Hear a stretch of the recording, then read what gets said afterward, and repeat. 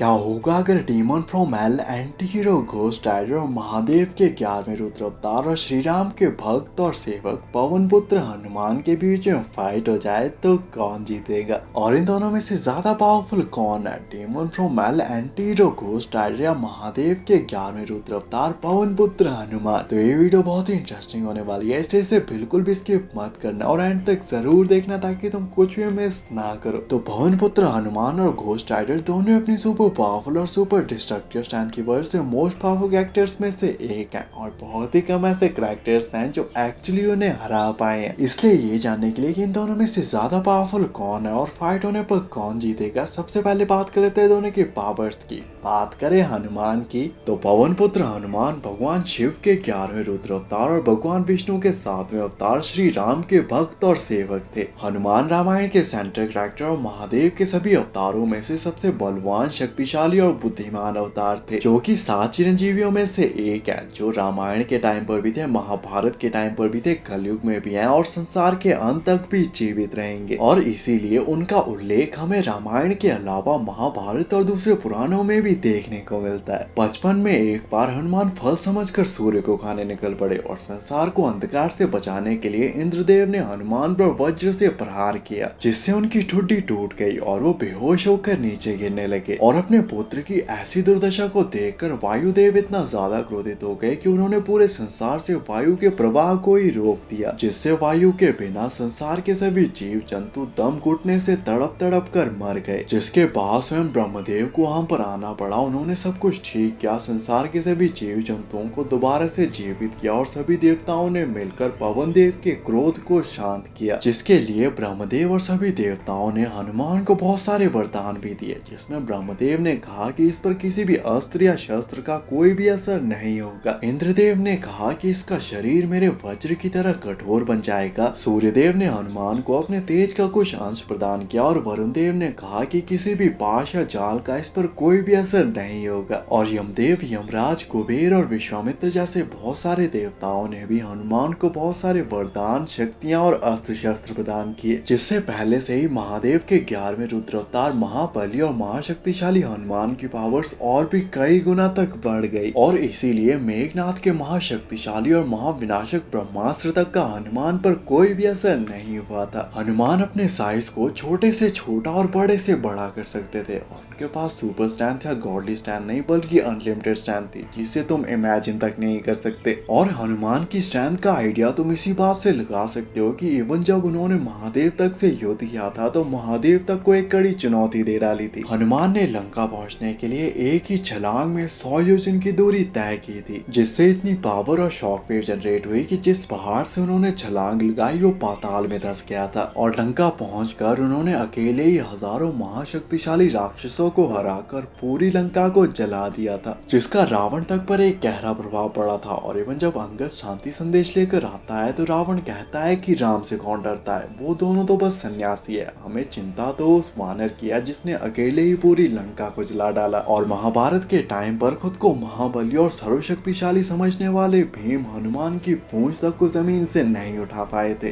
तो ये थी हनुमान की पावर्स। और हनुमान की पावर्स को अच्छे से जान लेने के बाद अब बात कर लेते हैं घोस्ट राइडर की और जानने की कोशिश करते हैं कि आखिर घोस्ट राइडर कितना पावरफुल है। तो घोस्ट राइडर एक एंटी हीरो है जिसका सर और पूरी बॉडी हेल फायर से जलती रहती है। घोस्ट राइडर को उसकी पावर्स मिलती हैं ह्यूमन बॉडी और ज़राथोस के कॉम्बिनेशन से, जो कि एक डिमोनिक सोल है। घोस्ट राइडर कितना ज्यादा पावरफुल है और टाइम आने पे कितना ज्यादा खतरनाक हो सकता है, इसका आइडिया तुम इसी बात से लगा सकते हो कि खुद हेल का राजा लूसीफर उस पर अपनी मैजिकल पावर से नजर रखता है, क्योंकि लूसीफर का मानना है कि अगर घोस्ट राइडर ने गलती से भी अपने ऊपर से कंट्रोल खो दिया तो घोस्ट राइडर एक अल्टीमेट किलिंग मशीन बन जाएगा और कुछ ही घंटों में पूरी ह्यूमैनिटी को अर्थ पर से खत्म कर देगा। और लूसीफर बिल्कुल भी नहीं चाहता कि ऐसा हो, क्योंकि ऐसा होने पर हेल और हेवन का बैलेंस पूरी तरह से बिगड़ जाएगा। बात करें कुछ बेसिक पावर्स की तो घोस्ट राइडर के पास सुपरमैन स्ट्रेंथ, स्पीड, स्टैमिना वगैरह वगैरह के अलावा किसी को भी सिर्फ देखकर उसकी सोल और बॉडी दोनों को हेल फायर से डिस्ट्रॉय करने या किसी के भी सिर्फ आंखों में देखकर पैनिक स्टेयर्स के थ्रू उसकी पूरी बॉडी को हेल फायर से जलाने जैसी पावर्स हैं। इसके अलावा घोस्ट राइडर के पास चेन, नाइफ और शॉटगन जैसी वेपन्स भी है, जिनके सिर्फ टच होते ही वो सामने वाले की सोल और बॉडी दोनों को हेल फायर से जलाकर डिस्ट्रॉय कर सकता है। घोस्ट राइडर इमॉर्टल है और इवन अपना पूरा सिर फट जाने के बाद भी दोबारा से उसे रीग्रो कर सकता है। घोस्ट राइडर अपनी ओरिजिनल फॉर्म में इमॉर्टल है, पर अगर कोई समहाउ उसके होस्ट को उसके नॉर्मल ह्यूमन फॉर्म में मार भी देता है, फिर भी घोस्ट राइडर नहीं मरेगा, बल्कि उसकी फैमिली या फ्रेंड्स में से कोई और घोस्ट राइडर बन जाएगा मेफिस्टो के कर्ज की वजह से। और यही सब चीजें घोस्ट राइडर को ऑलमोस्ट अनडिफीटेबल बना देती हैं, और बहुत ही कम ऐसे कैरेक्टर्स हैं जो एक्चुअली उसका सामना करके जिंदा बच पाए। वे थी घोस्ट राइडर की पावर्स, और घोस्ट राइडर और हनुमान की पावर्स को अच्छे से जान लेने के बाद अब बात कर लेते हैं फाइट कंपैरिजन की, और जानने की कोशिश करते हैं कि इन दोनों में से ज्यादा पावरफुल कौन है और फाइट होने पर कौन जीतेगा। तो घोस्ट राइडर बहुत ही पावरफुल कैरेक्टर है, जो कि हेल से आया हुआ एक डीमन है जिसका सिर और पूरी बॉडी हेल फायर से जलती रहती है। जबकि दूसरी तरफ लॉर्ड हनुमान महादेव के 11वें रुद्र अवतार और श्री राम के भक्त और सेवक थे, और वो महादेव के सभी अवतारों में से सबसे शक्तिशाली, बलवान और बुद्धिमान अवतार थे। घोस्ट राइडर अपनी पैनिक स्टेयर्स के थ्रू हनुमान जी को हराने की कोशिश करेगा, पर क्योंकि हनुमान ने कभी भी कोई पाप या किसी के साथ कुछ भी गलत नहीं किया, इसलिए घोस्ट राइडर के इस अटैक का हनुमान पर कोई भी असर नहीं होगा। जिसके बाद घोस्ट राइडर अपने फुल स्ट्रेंथ के साथ हनुमान पर अटैक करेगा, पर हनुमान बहुत ही ज्यादा शक्तिशाली और ड्यूरेबल थे, जिनका शरीर वज्र जैसा कठोर था और उन पर किसी भी अस्त्र या शस्त्र का भी कोई भी असर नहीं होता था। और इसीलिए मेघनाथ के महाशक्तिशाली और महाविनाशक ब्रह्मास्त्र तक का हनुमान पर कोई भी असर नहीं हुआ था। इसलिए हनुमान घोस्ट राइडर के किसी भी अटैक को इजिली डॉज या सर्वाइव कर सकते हैं। जबकि दूसरी तरफ हनुमान अपनी गदा के